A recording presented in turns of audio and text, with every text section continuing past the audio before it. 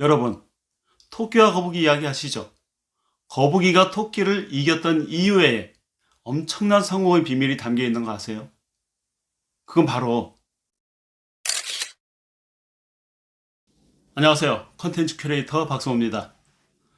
자, 여러분, 토끼와 거북이 이야기 아시죠? 토끼와 거북이가 무슨 이유 때문인지 모르겠는데 달리기 경주를 하게 되었습니다.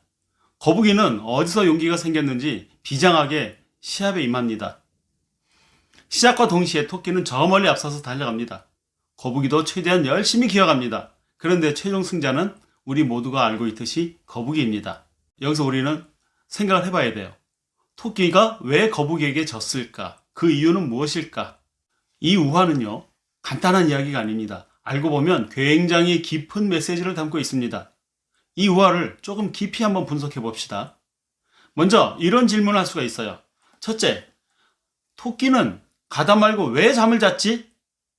둘째, 거북이는 무슨 생각으로 그 시합에 응했을까? 셋째, 거북이가 토끼를 이길 수 있었던 근본적인 이유는 무엇이었을까? 이 세 가지 질문을 통해서 우리는 굉장히 중요한 교훈을 얻을 수가 있어요. 자, 여기서 우리는 토끼와 거북이는 어떤 점에서 달랐는지 찾아내야 합니다.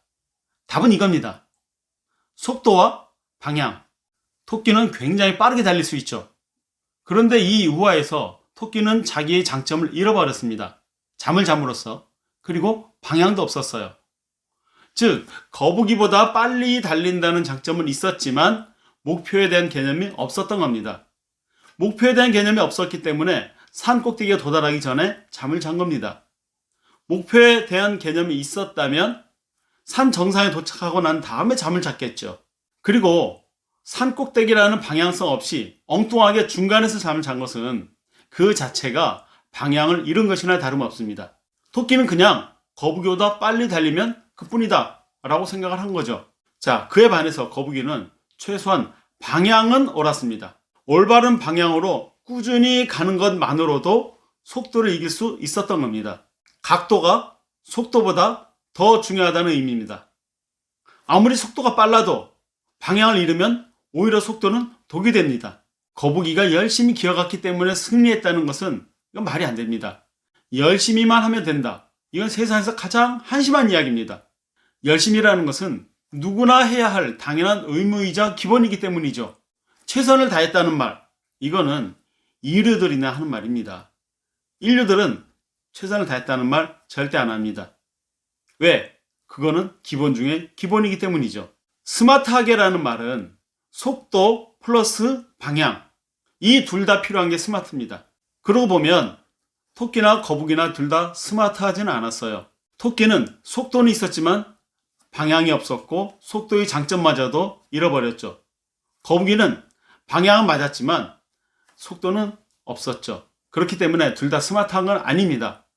그나마 둘 중에 거북이가 하나라도 장점을 갖고 있었다. 그래서 이긴 거다. 이겁니다. 자, 그런데 토끼와 거북이 경주는 여기서 끝나지 않습니다. 이막이 있습니다.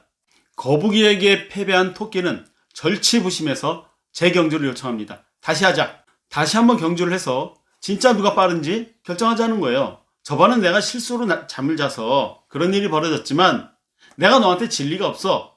그런데요, 놀랍게 거북이는 흔쾌히 오케이 하면서 토끼의 재도전에 응합니다. 그리고 토끼에게 이런 제안을 해요. 야, 이번에는 산 꼭대기에 올라가는 것이 아니라 산 꼭대기에서 내려오는 시합을 하자라는 거예요. 거북이는 어떤 이유로 이런 제안을 한 걸까요? 낮은 곳에서 위로 올라가는 것은 신체 구조상 토끼에게 절대 유리합니다. 그렇다고 해서 경사가 심한 산 꼭대기에서 내려오는 것은 거북이 신체 구조에 사실 유리한 것도 아닙니다. 그런데 거북이는 그런 제안을 한 거예요. 거북이에게는 비장의 무기가 있었던 거예요. 그게 뭘까요? 거북이는 낭떠러지에서 온 몸을 던져버리겠다라고 생각한 겁니다. 낭떠러지에서 굴러봐야 거북이는 다치지 않습니다. 그러나 토끼는 그렇게 하면 죽을 수도 있습니다. 거북이는 자신의 단점을 강점으로 극복할 수 있는 아주 똑똑했던 발상을 했던 거죠. 토끼는 이 제안을 듣고 거북이와의 경주를 포기합니다. 아, 저놈은 내가 이길 수가 없겠구나 라고 생각을 하게 된 거죠. 최종적으로 거북이는 토끼와의 경주에서 또 승리합니다. 자, 여러분은 토끼입니까? 거북이입니까? 저는 여러분들에게 속도와 방향성 둘 다 가진 토끼가 되라고 권하고 싶습니다. 그리고 거기에 자신의 강점을 최대한 살릴 수 있는 게임의 주도자가 되라고 말씀드리고 싶어요. 그러면 어떤 거북이와 경주를 해도 무조건 이길 수 있습니다. 그런데 세상은 거북이 같은 사람들만 있는 것이 아닙니다. 토끼보다 훨씬 더 빠르고 거북이보다 더 똑똑한 사람들이 아주 많습니다. 자, 우리는 이 우화에서 무엇을 배워야 할까요? 우선 속도의 경쟁에서 뒤처지는 것은 절대적으로 불리하죠. 지식의 속도 경쟁에서 앞설 수 있는 무기가 필요하다. 그리고 거기에 더해서 지식을 제대로 활용할 수 있는 똑똑한 방향성까지 갖춘다면 어떤 경쟁이든 승리할 가능성이 매우 높아집니다. 속도와 방향성. 이 두 가지를 갖추기 위해서는 어떤 기술을 습득해야 할까요? 지금보다 최소한 3배에서 5배 더 빠르게 책을 읽는 기술, 그리고 그 책 속의 지식을 똑똑하게 활용하는 기술을 습득해야 합니다. 이것이 성공의 기본 조건이에요. 어떤 목표를 도전하든 반드시 이 기술을 배우셔야 합니다. 자세한 내용은 더보기를 참조하십시오. PDF 자료를 무료로 다운로드 받으실 수 있습니다.